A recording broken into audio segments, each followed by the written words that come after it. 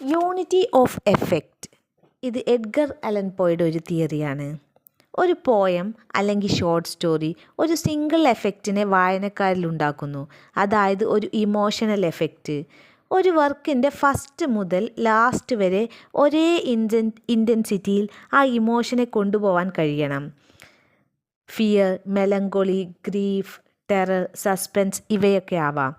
അതിന് ആ വർക്ക് ചെറുതായിരിക്കണം. ലോങ് വർക്കിനെ ആദ്യം മുതൽ അവസാനം വരെ ആ ഒരു ഇൻറ്റൻസിറ്റി കൊണ്ടുപോകാൻ കഴിയണമെന്നില്ല. അതുകൊണ്ട് തന്നെ അലൻ പോ ഇഷ്ടപ്പെട്ടിരുന്നത് ഷോർട്ട് സ്റ്റോറിയും ഷോർട്ട് ലിറിക്സുമായിരുന്നു.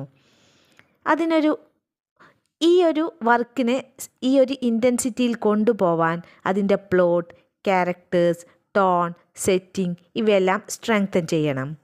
അതിനൊരു എക്സാമ്പിളാണ് ദ റേവൺ എന്ന അദ്ദേഹത്തിൻ്റെ കവിത. ഇത് മെലങ്കോളി, ലോസ് ഓഫ് ലവ് ഇവയൊക്കെ ഒരേ ഇൻറ്റൻസിറ്റിയിൽ ഒരു സിംഗിൾ എഫക്റ്റിനെ എയിം ചെയ്യുന്നു. ഈ ആശയം പോയുടെ ദ ഫിലോസഫി ഓഫ് കോമ്പോസിഷൻ എന്ന എസ്സേയിലാണ് പ്രസൻറ്റ് ചെയ്തിട്ടുള്ളത്. ദ റേവൺ എന്ന പോയം പബ്ലിഷ് ചെയ്യുന്നത് 1845 ലെനോർ എന്ന ബിലോവ്ഡിനെ നഷ്ടപ്പെട്ട ഒരു യുവ പണ്ഡിതൻ ഒരു മഴയുള്ള രാത്രിയിൽ ഒറ്റയ്ക്കിരുന്ന് അവളെ ഓർക്കുന്നു. അപ്പോൾ ഡോറിൽ ആരോ മുട്ടുന്നത് പോലെ തോന്നുന്നു. അയാൾ തിരിഞ്ഞു നോക്കുന്നു. വീണ്ടും ജനലിൽ മുട്ടുന്ന പോലെ തോന്നി. അപ്പോൾ അയാൾ ജനൽ തുറന്നപ്പോൾ ഒരു റേവൺ വാതിലിൻ്റെ മുകളിലിരിക്കുന്നു. ഇയാൾ റേവനിനോട് എന്ത് ചോദിച്ചാലും നെവർ മോർ എന്ന് മാത്രമേ മറുപടി കിട്ടുകയുള്ളൂ. ഇനി ഒരിക്കലും ഇല്ല എന്നുള്ള മറുപടി. ലെനോർ തിരിച്ചു വരുമോ? എൻ്റെ ദുഃഖം മാറുമോ? ദൈവം എന്നോട് കാരുണ്യം കാണിക്കുമോ എന്നൊക്കെ ഇയാൾ ഈ റേവനോട് ചോദിക്കുന്നുണ്ട്.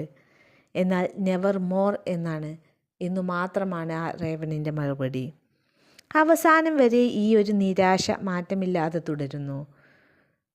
ഒരു പോയത്തിൻ്റെ ആദ്യം മുതൽ അവസാനം വരെ ഒരേ ഇമോഷനെ ഒരു സിംഗിൾ എഫക്റ്റ് കൊണ്ടുപോവാൻ കഴിയുന്ന വർക്കുകളെയാണ് യൂണിറ്റി ഓഫ് എഫക്റ്റ് എന്ന് അലൻ പോയുടെ ഈ തിയറിയിൽ പറയുന്നത്.